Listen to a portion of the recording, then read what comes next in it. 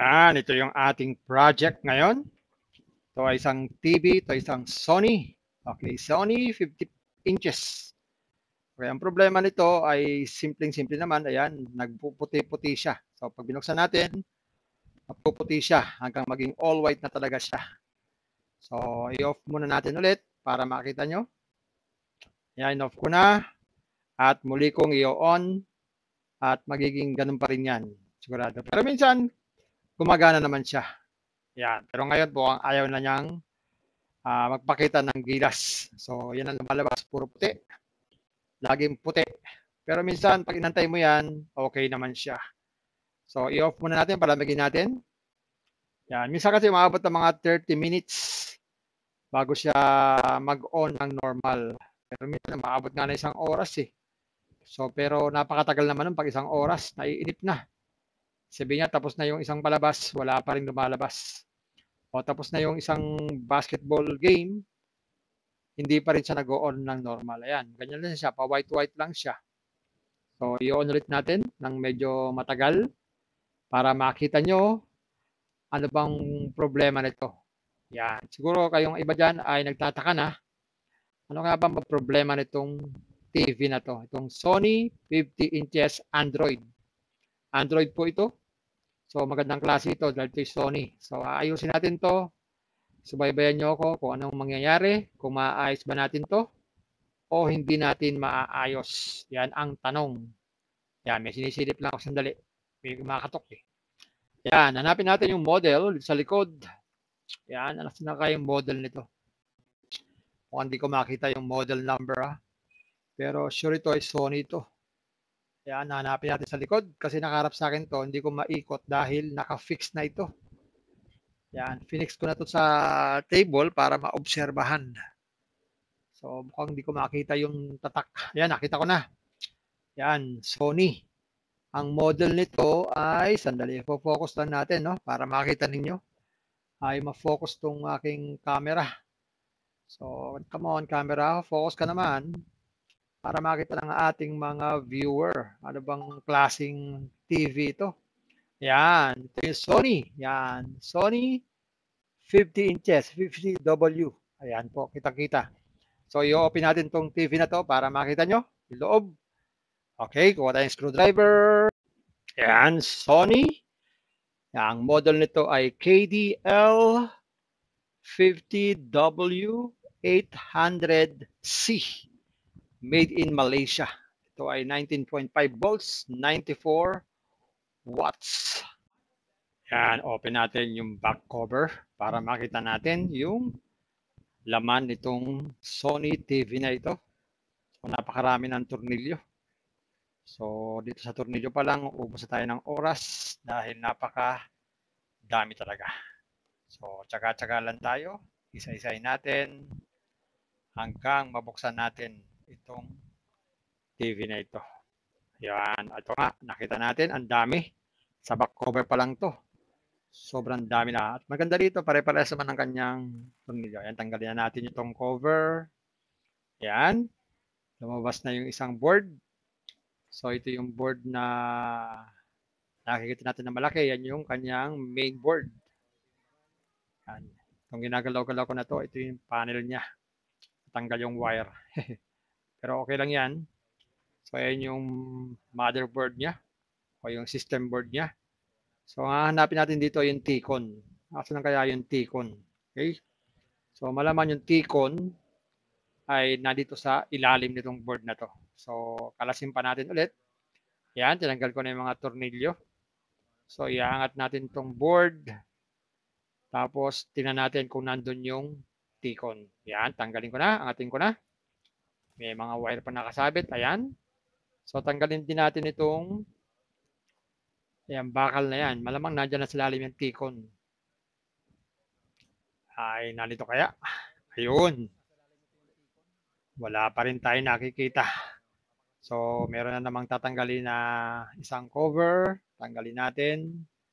Malamang nandiyan na sa ilalim yan. Ayan, tinanggal ko na yung mga screw. Ayan, ito na yung T-con na sinasabi. So, papalitan natin yung T-con na yan.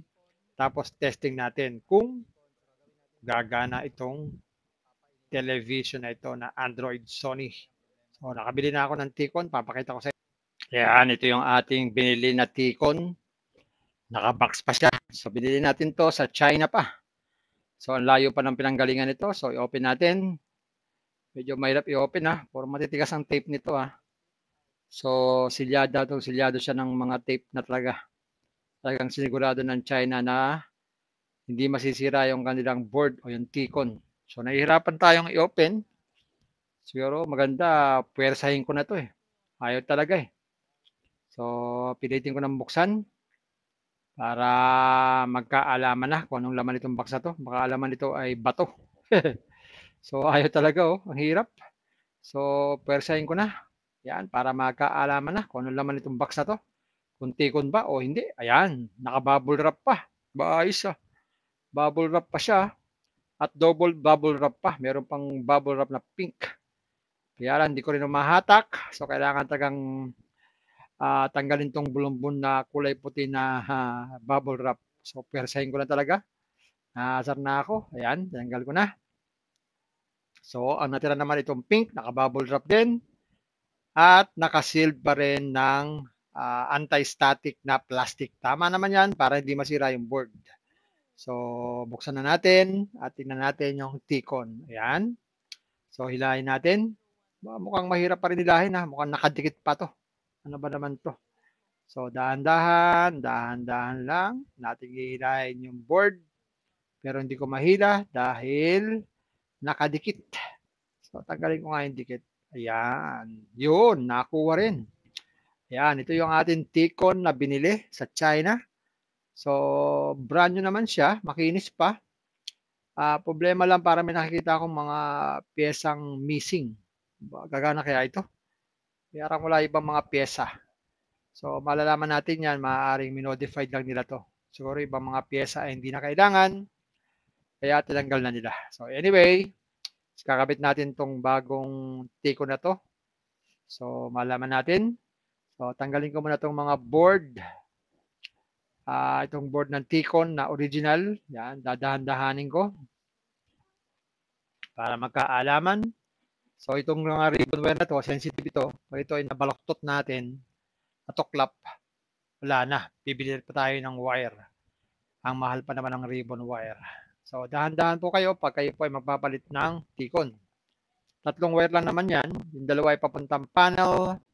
At yung isa naman ay papuntang mainboard.